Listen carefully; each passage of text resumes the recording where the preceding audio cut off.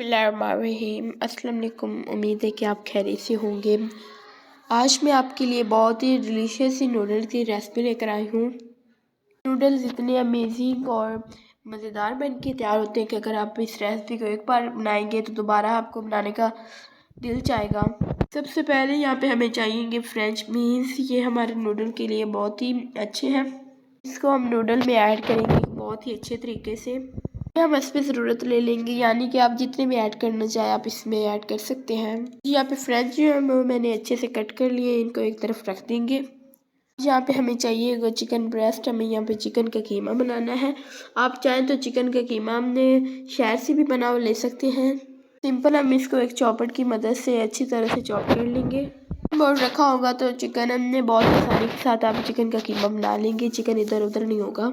तो यहाँ पे चिकन का कीमा जो है वो भी बन गया। इसको हम एक बाउल में निकाल लेंगे। इसमें हम एक अंडा ऐड करेंगे, 3 teaspoon cornflour, 4 teaspoon chicken powder, 1 teaspoon salt यानी कि नमक, 4 टीस्पून ब्लैक पेपर पाउडर, और इसको हम अच्छे से मिक्स कर लेंगे।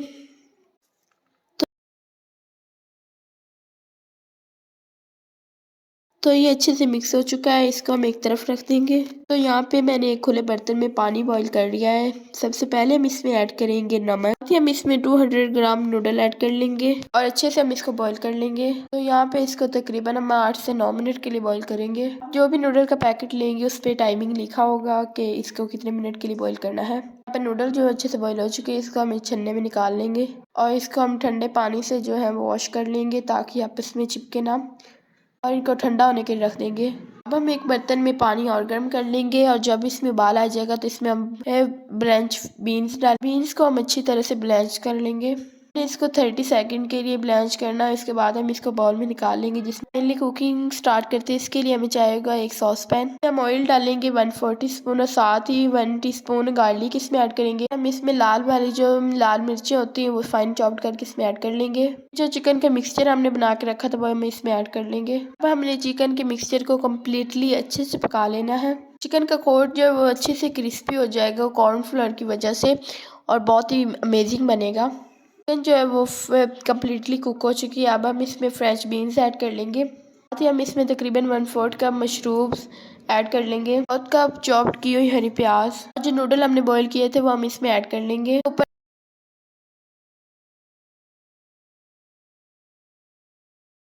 ऊपर हम ऑयस्टर सॉस 3 टीस्पून ऐड करेंगे। हम इसमें सीसम ऑयल ऐड करेंगे तकरीबन 1 टीस्पून। शुगर हम इसमें ऐड करेंगे तकरीबन 1 टीस्पून और साथ ही 1/2 टीस्पून सॉल्ट यानी कि नमक इसमें हम ऐड करेंगे। साथ ही 1/4 टीस्पून चिकन पाउडर इसमें ऐड करेंगे।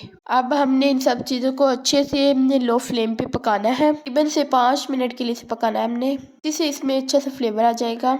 आपको इसको अलग एक बर्तन में मिक्स करेंगे तो इससे अच्छा फ्लेवर नहीं आएगा। अगर आप इस तरह से इसको मिक्स करेंगे तो इसमें बहुत अच्छा फ्लेवर आ जाएगा।